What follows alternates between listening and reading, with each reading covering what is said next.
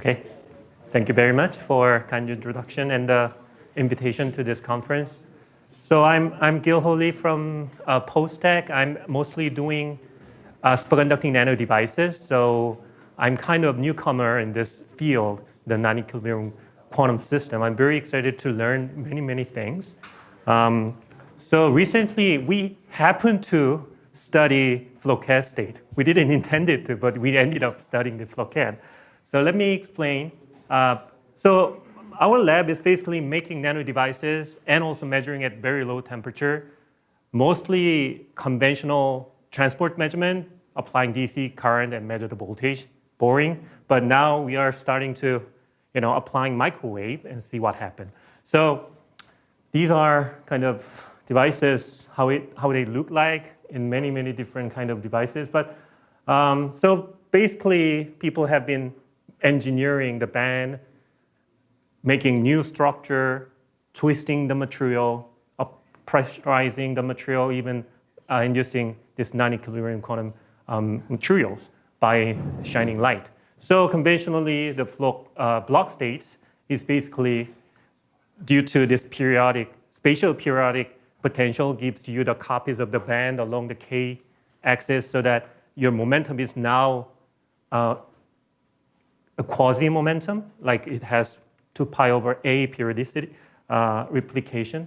But if you think about time periodic perturbation, now your energy is now becomes quasi-energy, as well explained by in the tutorial lecture by Daniel. So this Floquet has been discussed for many times. So, AMO physics is has been used for engineering the atomic levels as they want. And people are even talk about using this Floquet to braid the Majorana to show the non-abelian statistics not in the real space braiding, but in the energy time parameter space. So the people has been shining light on the surface of electronic material. So for example, this is one example I was inspired. So this is 30 terahertz IR optical light pulse. So people usually shine pulse light because strong electric field is needed, and also even you have if you continuously shine strong light, the material will be melt. So heating problem.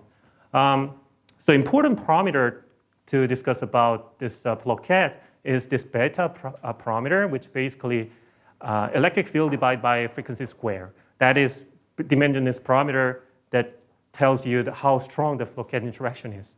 So what if we decrease the frequency of the light? Then maybe we can reduce the electric field that we need to see the Floquet. So we are shining microwave, which is about 10,000 times smaller in frequency than the optical light. Then, in principle, the electric field that we need would be reduced by 10 to the 7th. So the power dissipation will be decreased by 10 to the 14th. So that's why we ended up to use the microwave. But the downside of using low frequency light is the energy, difference between different Floquet band is also reduced. So we need very high energy resolution probe. So that we used our superconducting tunnel probe, which is basically mimicking the STM people do in the device level. Okay. So let me tell you about this spectroscopy technique first. So people have been using tunneling material to do some spectroscopic tunneling spectroscopy. Sorry.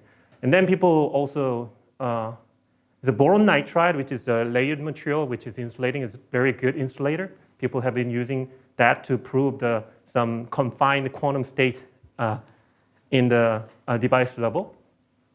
So our idea, so I'm using graphene as a platform, which is very simple material. And usually when the graphene is not superconductor, but if you put superconductor on graphene, the graphene can be proximatized and behaves as if it's a superconductor. So when people want to proximatize the graphene with the superconductor, they have to make a good contact.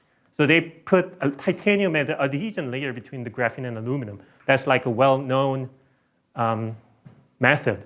The reason why is that when you put aluminum directly onto the carbon, which is the graphene, you have this huge tunneling barrier. So it stops Cooper pair to proximatize into the tunnel into the graphene.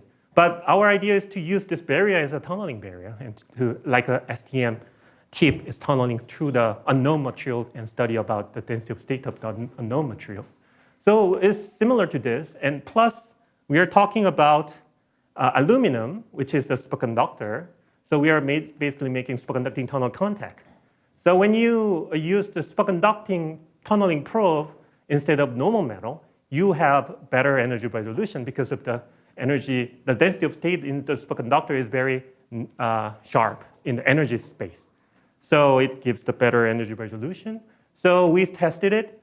So when we make the device, we encapsulate first the graphene with boron nitride to make the graphene clean and flat and intact during the fabrication processes. And we put PMMA and we etch out the side of the graphene and we directly put material.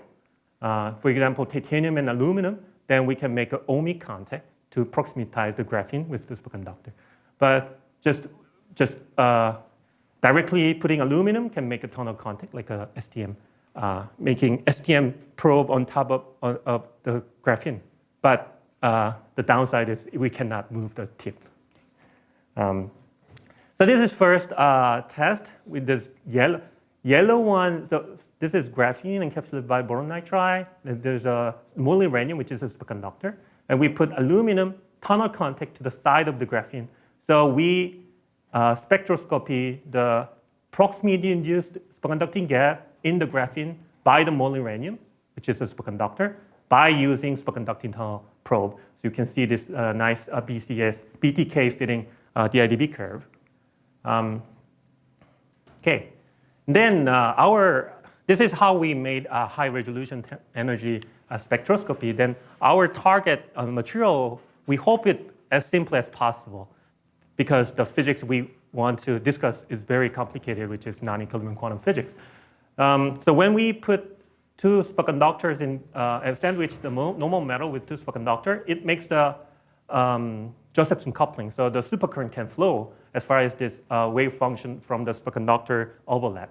In microscopic level, it's like a particle in a box because in normal metal inside of the graphene cannot just get into the superconductor because it has an energy gap. So it's basically confined by these two quasi-particle barrier, which is the superconductor.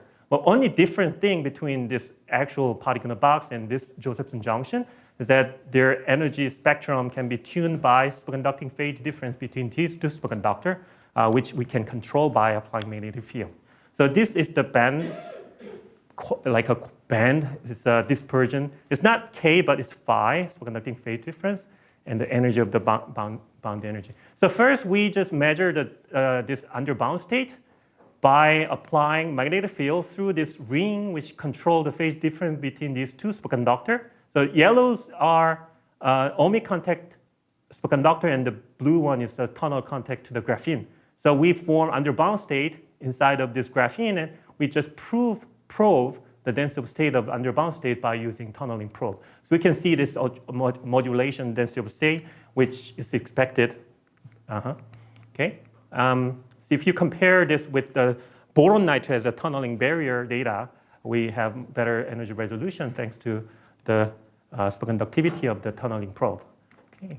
Then we shine microwave. So the way we shine the microwave is very primitive. We're just showering the microwave and hope the microwave get into the sample. Okay. We didn't even think about making a cavity. We are not there yet. But anyway, for some frequency happen to be well coupled to the sample, we just pick that frequency, 12 gigahertz. Then we can see the underbound state start to split into, actually replicate into Floquet, seemingly Floquet states as a function of power. Okay, So this is the original underbound state when the power is low, of the microwave power is low, but if you increase the microwave power, it starts to evolve into the replication of the underbound state. So we call, let's say, Floquet underbound state. But let me emphasize that this is measured with a continuous microwave. It's not pulse light. So that we can have enough time to slowly measure the density of state of replication of underbound state. Okay, so that can give us a better resolution in terms of density of state of the underbound state, Floquet state. So if you cut here, you can see this is without microwave. Sorry, this is just background, and you can see these peaks, and the peak to peak is exactly HF as we expected, and this peak difference is much larger than the energy resolution, so that we were able to resolve the density Floquet state.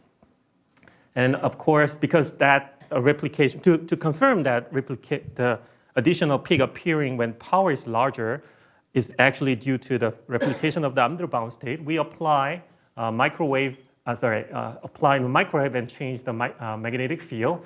So if the original underbound state changes as a function of magnetic field, then the replication should also do the same thing. And indeed, it was showing well-synchronized signal. And plus, we also were able to confirm the sum rule. Basically, original underbound state is replicated, but the overall spectral density should be conserved because it's not actually replicating. It's basically distributing its spectral density to the Floquet state as a function of power. So that means the area integrated under this DIDV curve, which is basically the integration of density of state, spectral density, should be independent of the microwave power, and it was indeed the case. Okay? So we were able to confirm this sum rule quantitatively, thanks to the good energy resolution. And also we were able to explain the power dependence. This spectral density should follow, expected to follow the Bessel function square of beta. But one thing I have to notice that because we didn't control the polarization, we have to average the polarization dependence for now because the antenna coupling is too primitive so that the polarization is not controlled. And also slice cut were well fitted with this theoretical calculation, which is the black curve. And as the frequency increases or decreases, the gap between the original underbound state and the replication of the underbound state is well follow this HF. Now we are moving to like more sophisticated, better way of coupling microwave to the device. So previously we just showering the RF, but now we are putting on-chip RF antenna nearby the sample so that we hope that to minimize the heating of the sample. So although this is you see the first, is obvious to see here. So you see there is the replication, but you can see overall a trend of decreasing in energy. And that is because as microwave power increases, the electron temperature increases as well. So superconducting gap, because when your temperature increases up to the Tc, then your superconducting gap should decrease to the 0. So that curving basically follows the BCS gap temperature dependence. So we have some electron hitting, but it was not so, the heating was not so high so that we still see the replication of the underbound state, but this heating actually affect our peak position, which is determined by the superconducting gap. But now when we adopted the better way to couple the microwave, we were able to minimize the heating so that the first replication of Floquet peak doesn't shift in energy, even at high microwave power. Okay, it's good news. And we can even see Floquet state up to like 20 replication. So that means we can see the Floquet up to beta equals 20, which is much larger than 1. So, question? I'm pretty sorry to interrupt. Yeah, no problem. How come you don't see Shapiro step phenomenon associated with your tunnel probe? Yes, good question. So, to tell the truth, we actually started this experiment to see the Shapiro step and how the Shapiro step affects the underbound state. But the Shapiro step, which is when you Josephson junction, if the microwave-induced supercurrent, AC supercurrent is induced along the supercurrent flow, then you expect to have Shapiro step. But our case is not like that. So our coupling is basically based on the flux mutual inductance is basically coupling this microwave and the device. So basically in the Hamiltonian, the time-dependent Hamiltonian appears in vector potential. Yeah, not in current. Okay, so thank you for the nice, important question. Okay, so if you are familiar with Shapiro step and Josephson junction, it reminds you the Shapiro step, but it's not Shapiro step. Okay, so yeah, so now one of my so we did this experiment with a colleague, a theoretician in my institute, Gil-Ho, and at least according to him, calculation of this Floquet state with beta much larger than 1 is not yet possible. Correct me if I'm wrong. So I think we can see even higher order Floquet, and what we can.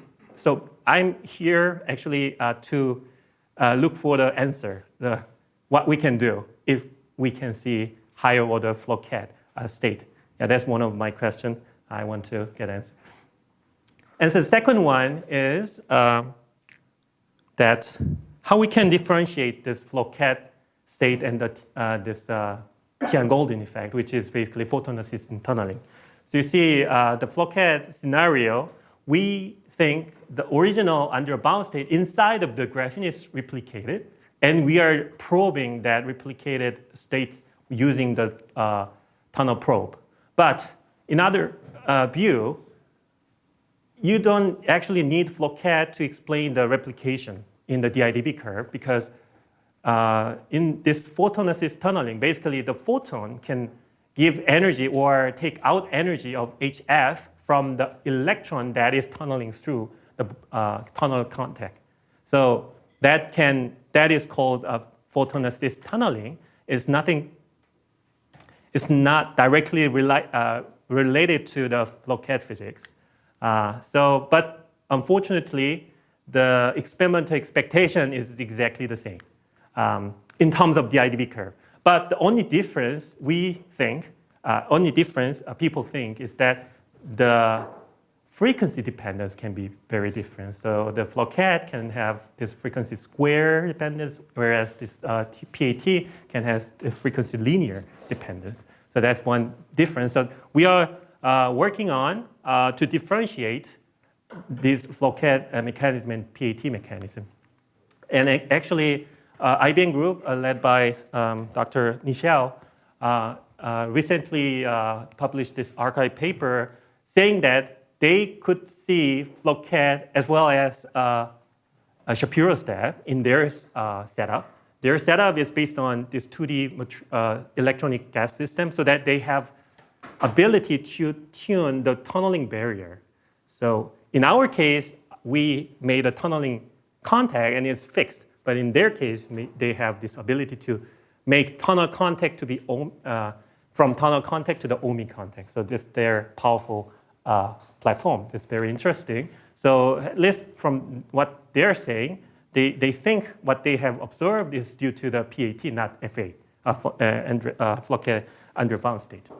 Okay, that's quite alarming. So we have kind of academic obligation to tell what we observed is either FA, the Floquet, or FAT. So to do that, we are using Okay, to do that, we are working on to see the frequency dependence. So, but to compare these two, you have to know electric field well. So you want to keep electric field the same, but only change the frequency, which is not a trivial job. So for that, we are using this transmission line, okay? So that well-defined coupling is expected, or even we think about resonator structure, cavity. Although we haven't tried yet, then we have better coupling between, well-defined coupling between sample and the RF antenna. So we have better idea how large the electric field is, and we know the frequency, so we may be able to differentiate Floquet versus PAT. That's what we want. Okay, so we are thinking maybe this kind of platform is interesting enough, I think. First, microwave, lower frequency, minimizing the heating, plus this megascopic device, you have always electron-phonon coupling. So it has always cooling mechanism. So as far as your heating is not too severe, your electron temperature can be maintained, which is different from the open system, like an atomic system. And we can replace, for example, graphene with topological insulator. Maybe we can dabble into the Majorana physics and studying the replication of the Majorana. That's one direction we can think about. Okay, so questions still I have is that it's actually in the very first introductory talk by James, talk about in the early stage, they just shine the light and see what happened. And now people are tailoring the light and carefully engineer. We just, in this sense, what we did with microwave is like the primitive way. And now we are trying to, well, shaping the microwave light shape. We can make a pulse. We can make any kind of pulse. Thanks to the microwave engineering development, partly related to the superconducting qubit business, we can adopt those well-developed RF technology to study this fundamental physics of the non-equilibrium quantum system. So yeah, we think without heating too much, we are able to see higher order replication of under bound state. And maybe we can study this transient behavior, how when we turn on the microwave, how this equilibrium state goes to non-equilibrium state without heating too much. And electron-phonon coupling of the graphene in low temperature is order of 100 nanosecond. So which is relatively slower than the gigahertz, which is 1 nanosecond. So maybe we can study how equilibrium state goes to non-equilibrium state without thinking about this electron-phonon coupling cooling. So we can, maybe it's just my hope that, but within like few nanoseconds, maybe we can think our graphene system is isolated system because it's too fast to be cooled down by the phonon. And maybe using this resonator technology developed by RF people, we can even think about polarization dependence. So we haven't controlled any polarization. One big difference between the Floquet and the PAT is also polarization dependence. The PAT doesn't have any reason to be dependent on the polarization, but Floquet should depend on the polarization. So that's kind of general question I have and looking for the answer. And please talk to me and if you have any idea. Okay, thank you very much.